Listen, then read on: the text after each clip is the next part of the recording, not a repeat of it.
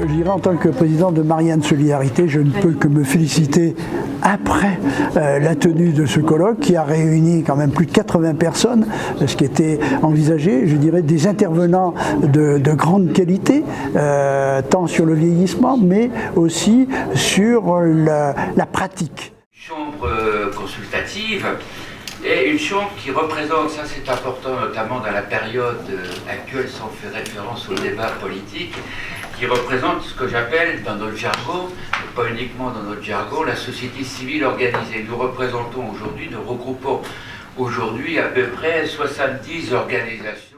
Deuxième marqueur de bien-être, c'est d'avoir une activité de souci de soi. Et puis, je dirais, nous avons eu l'honneur et le plaisir d'accueillir le ministre malien, M. Ba, de la décentralisation. Trois choses importantes dans l'espace public au Mali, c'est les jeunes, les femmes et le numérique.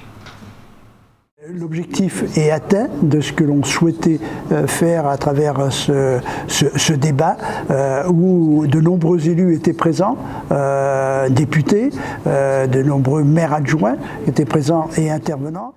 Marianne, où la mixité serait encore renforcée avec l'arrivée du siège social Maison Marianne. Aujourd'hui, ce projet social est présent sur plus de 20 résidences et en 2022, il sera présent sur 32 résidences.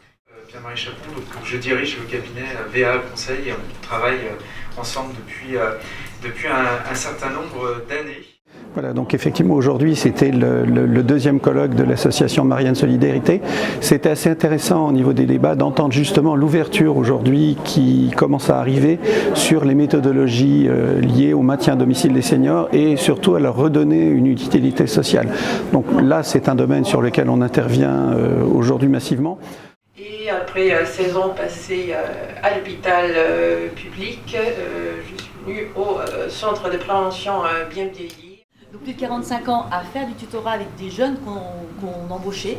Donc c'était extrêmement intéressant parce qu'on parle de la génération Y. Peut-être parler un petit peu de ce qu'on fait chez Solia au croisement, on va dire, d'une part de l'habitat solidaire et des questions de vieillissement, parce que c'est au cœur de notre travail. Et puis ensuite, plus précisément, de dire deux mots des ateliers de prévention qu'on mène en partenariat avec l'assurance retraite et le PRIF. Aujourd'hui, on se rend bien compte que l'aidant solidaire, c'est un palliatif en fait à l'atténuation des aidants familiaux. En tout cas, ça leur permettrait essentiellement de retrouver un petit peu de souffle. Action Logement devient un partenaire pas uniquement des salariés du secteur privé, mais des retraités du secteur privé ou des parents des salariés du secteur privé. Le terme important qui a aussi employé et qui me paraît fort dans l'habitat inclusif, c'est justement la ville, son environnement, l'accompagnement et non pas des strates. On n'est plus, il faut abandonner l'idée de silo. Merci.